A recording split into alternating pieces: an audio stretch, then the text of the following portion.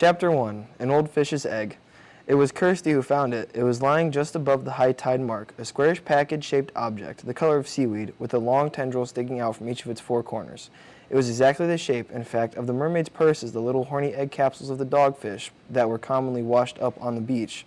But this one was the size of a large cookie tin. "Look what I've found," shouted Kirsty. "Quick, come look." In the small hours of March 26, 1930, a great storm struck the west coast of Scotland. The huge seas that it had whipped up smashed against the foot of the cliffs, and the tigerish tempest ran up the face of them and grabbed a small white house on the cliff top in its jaws. The house quivered and shook in the teeth of the wind, and Kirsty, waking in sudden fright, was sure that the roof would fly away. The noise of the storm was fearful. "Angus will be terrified," thought Kirsty, and she jumped out of bed and ran to her little brother's room next door. Her mother arrived at the same moment carrying an oil lamp, and by its light they could see that Angus was sleeping peacefully, sleeping like the baby he had been only a few years before. Outside, the thunder banged and the lightning flashed, the wind roared and the rain poured. Angus snored. "Back to bed, Kirsty," said her mother. "I'll stay here a while in case he wakes." "What about Grumble?" said Kirsty. "Is he all right?" Grumble was Mother's father, who lived with them. When Kirsty was very small, she had heard Mother say angrily to him one day, "All you ever do is grumble, grumble." And so she had thought that it was his name. It suited him. He came stumping along the corridor now, a big old man with a thick, drooping mustache. "Can't sleep a wink," growled Grumble to his daughter and granddaughter, as though it were their fault. "Terrible weather. The Lord help sailors on a night like this." Kirsty and Mother grinned at one another, for Kirsty's father was a sailor, a merchant seaman.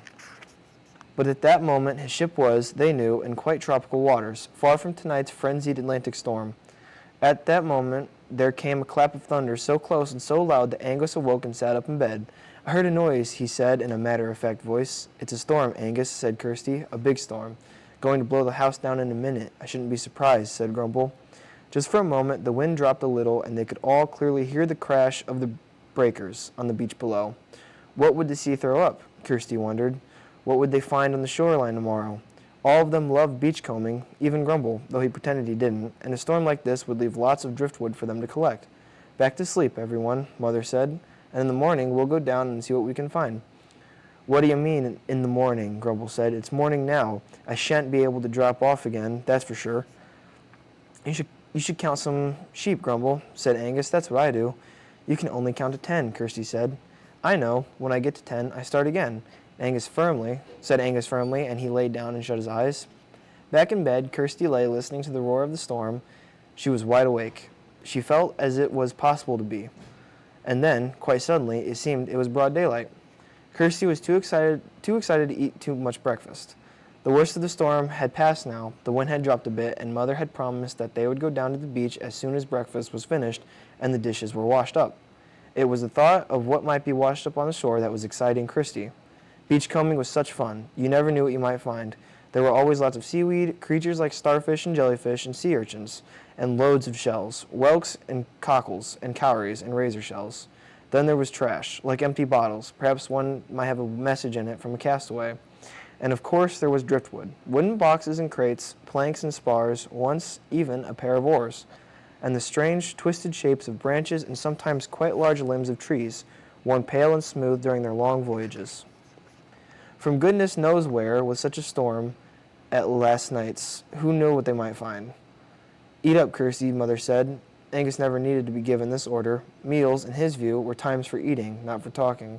From sitting up at the table to getting down from it again, he only opened his mouth to put food in. "What do you think we'll find, Angus?" said Kirsty. Angus stared at her, his jaws chomping rhythmically. He did not answer. "Aren't you excited?" Kirsty asked. Angus nodded placidly. "My egg's not boiled enough," said Grumble. They set out at last down the cliff path, Kirsty leading, carrying a little sack for putting things in, Mother following, holding Angus by the hand, and Grumble stumping along with the big sack and a length of cord to tie up bundles of driftwood. The seas were running very strongly still, and the breakers were huge but distant now, for the spring tide had ebbed. The pebbly beach was, as always, empty of people. The only living things on it were two seagulls picking at something that lay just above the high tide mark. They flew up as Kirsty ran forward. "Come and look," she shouted. "Quick!" "What is it?" Mother shouted back. "I don't know. It looks like a giant mermaid's purse." Angus ran as fast as his short legs would allow, and looked critically at the object. The gulls could not have been at it long, for it seemed unharmed. I didn't know there were giant mermaids, said Angus. No dogfish could produce a thing like that, said Mother when she and Grumble arrived. Why, it must be 20 times as big as an ordinary mermaid's purse. What do you think, Dad? Could it have been from some huge creature, like a basking shark? Don't ask me, said Grumble. We're here to collect firewood, so let's get on with it. The cold wind gets right in my bones. He prodded the thing with his foot. Whatever it is, it's no use to us, he said, and he stumped on, with Mother following. It moved, said Kirsty. Of course it did, said Angus. Grumble kicked it. No, I mean after he kicked it, I saw the outside of it, the skin of it, move. I'm almost sure it did. It sort of trembled. Angus peered at the giant mermaid's purse. It isn't trembling now, he said. Spect it's dead. Spect he killed it. He looked up at his sister and saw that she was upset at it, though. It's only an old fish's egg, he said. Eggs don't feel anything. Those ones that Mother boiled for breakfast, they didn't feel nothing. They didn't feel anything, said Kirsty. Angus sighed. I just told you that, he said. Sometimes I feel much older than you. Well, you're not, said Kirsty quite sharply. You're 3 years younger. Hold my sack open for me. She bent down and picked up the thing. It was heavy, as heavy indeed as a large cookie tin full of cookies. You're not going to take it home, said Angus. I am. Where are you going to put it then? In a bucket of water, just in case it's alive. It might hatch. You never know. Mother won't like it. Mother won't know. She'll ask what's in your sack. Kirsty thought quickly. Seaweed, she said. Grumble puts it in the garden from manure. And on top of the things she placed some bunches of kelp.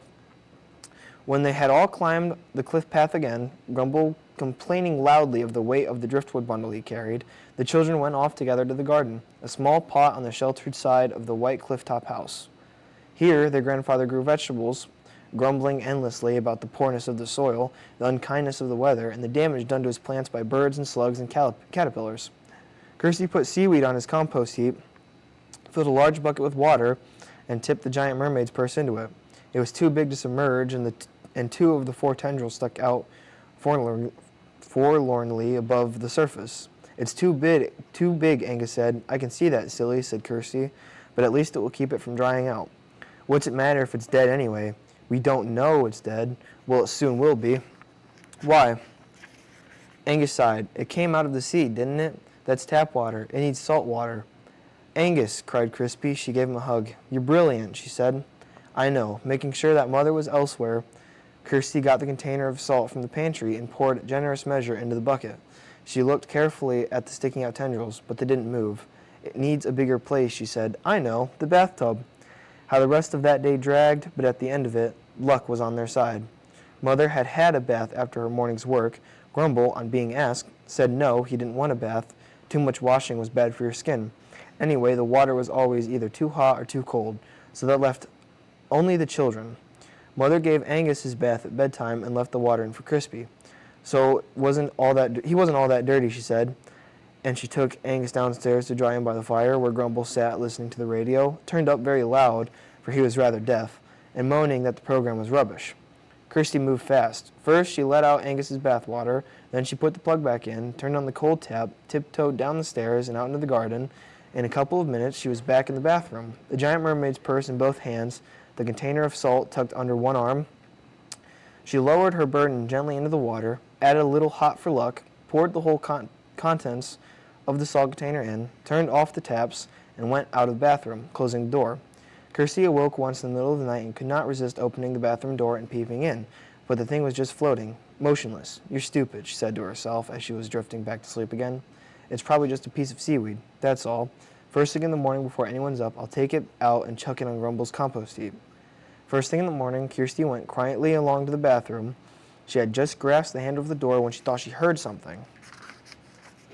She bent down, her ear to the keyhole, though through it she could hear a small splashing, such as a little fish might be breaking the surface of a stream, and then a small squeaking noise, a kind of chirrup, such as a little bird might make breaking the shell of its egg. Kirsty opened the bathroom door.